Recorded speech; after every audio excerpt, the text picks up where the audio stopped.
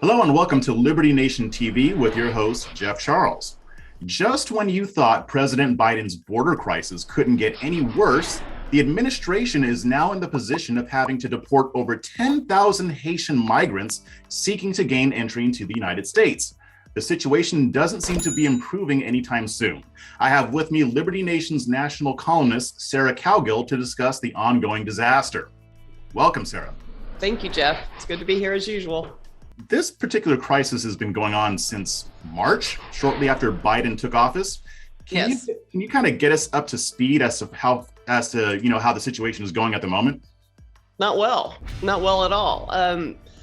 You've got thousands of people under a bridge in Del Rio, Texas, that are wading back and forth from Ciudad Acuna, which is a state in Mexico, and they're going back to Mexico in order to get provisions and food and water and diapers and whatever they can get there, and then coming back, wading across the Rio Grande, coming back into under the bridge in Del Rio, Texas.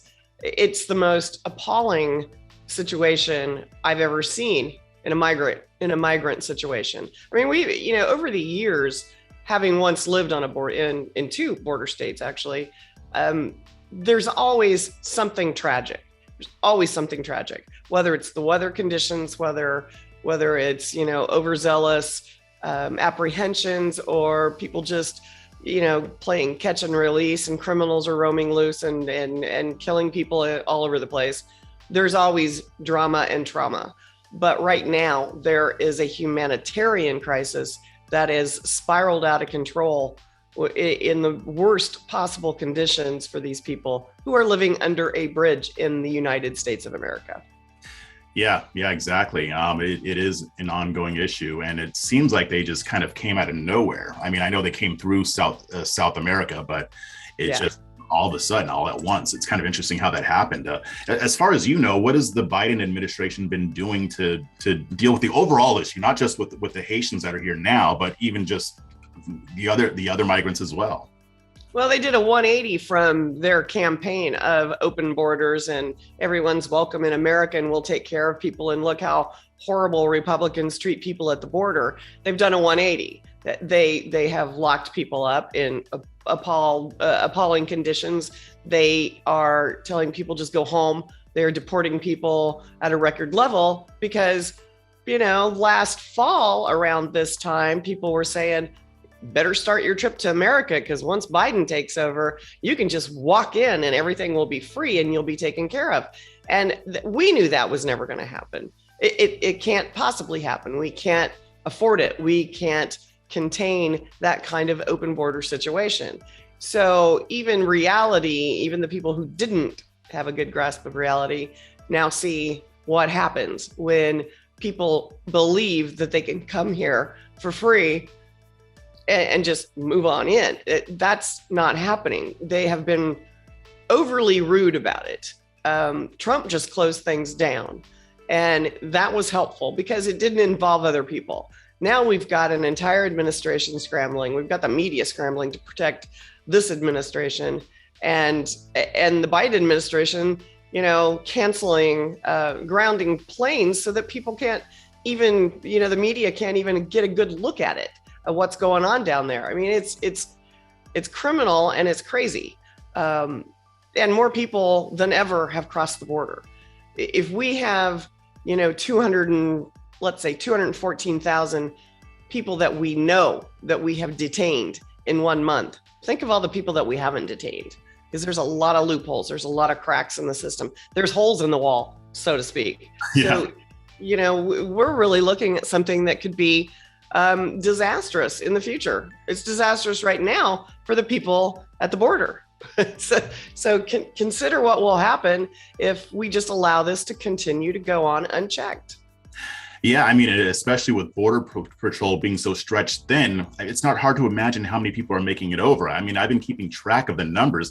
A lot of the people who are getting caught are people who keep trying after they've been sent back. So eventually they're going to make it through. A lot of these people are. So why, I mean, obviously the situation is a disaster. Why do you think that the administration is now doing a 180, and it seems like Biden is trying to channel his inner Trump. What took him so long? Like why is he even doing it now? I mean, is it political or what's going on?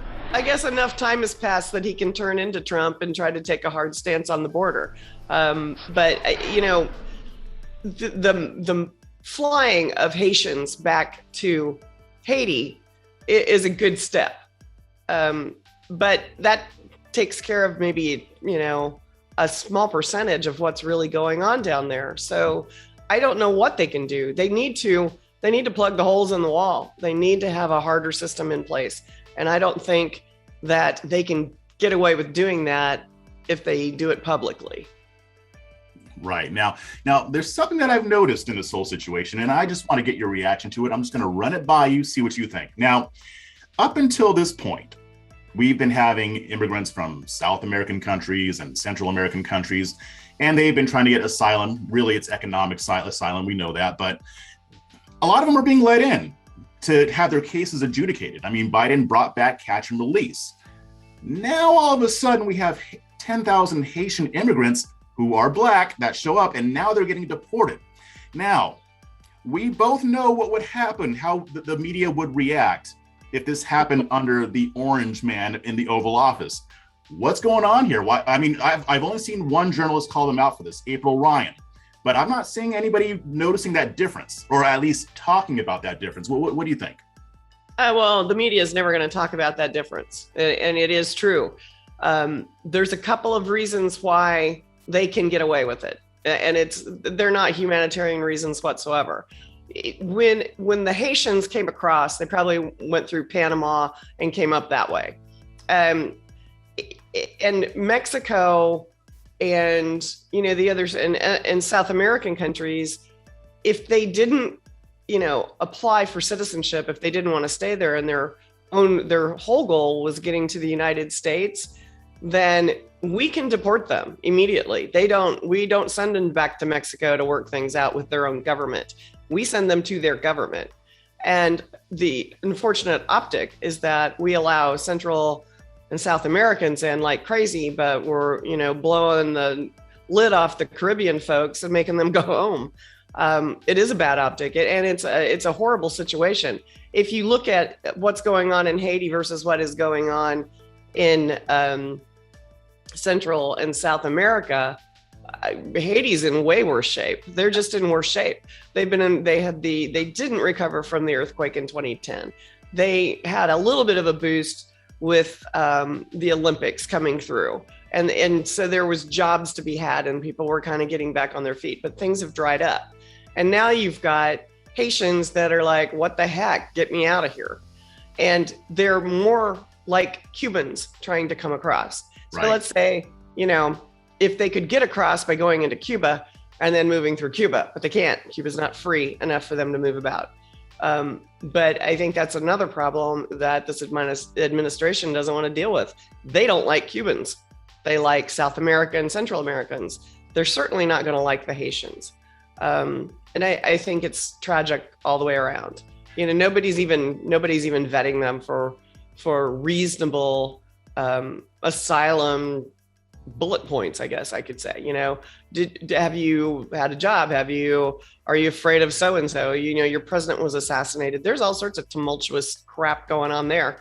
And it's a lot worse than what we're seing in Central and South America. I've repeated that twice now. But I mean, it's an important point because I actually noticed that too. Because I was thinking, regardless of the skin color aspect of it, because that's just bad optics. I don't think that they dislike them because they're Black or anything like that. But the point is that I was thinking these Haitian migrants have it way worse than a lot of the people from South America. I mean, like you said, they just had another earthquake after the one in 2010. They just had their president assassinated. There's lots of gangs. I read an interview with one of them that they were going to be deporting, even though he came in through Mexico, but they were going to send him back to Haiti. And to get to his parents and sister, he has to go through a territory that's run by gangs with his wife and 5-year-old daughter. And I'm thinking, I mean, if there's any group of people that they should be making some accommodations for, it would be them. So why do you think that they haven't even thought of this yet, or do they even care? Or I don't get it. Like they don't care. They don't care. They care about what's the quickest fix to this? And it's easier to get rid of Haitians than it is to get rid of South and Central Americans. It just is. I mean, you can't load up a bunch of Mexicans and fly them home. You can't load up a bunch of Venezuelans and fly them home. We have a different worldview going on here. Our lands are connected. We're, one big Americas, whether it seems that or not. But we can round up Haitians and send them back to Haiti. And of all the people that should be considered for asylum, they're it, as far as I can see. And yet nobody cares. They just want them gone. And it's the quickest fix, which is what can we do immediately to get rid of these people? And that's exactly what the Biden administration is doing. They're getting rid of the people. They're getting rid of them. Yeah, it's pretty sad. And I wish I could say that things will get better, but under this administration and the way they're handling it, it doesn't seem likely. But thanks anyway for joining me, Sarah. I appreciate it. It's always a pleasure, Jeff. All right. And remember, this show is proudly sponsored by LibertyNation.com, where you can access podcasts, breaking news and analysis, and a range of biting and brilliant shows to whet your appetite for freedom and your fondness for the great American Constitution. Just go to LibertyNation.com on your browser or hit Rumble, YouTube, or check out our Liberty Nation News Roku channel. I'm Jeff Charles. Thanks for watching. This program is a production of LibertyNation.com, conservative news where truth matters. Who are we? We are Americans that believe in liberty. We are a project of the nonprofit One Generation Away. We are patriots who apply the founding principles to the issues of today. And they keep moving the goalposts on us. We are educators and commentators who love America and the Constitution. Who are we? We are Liberty Nation.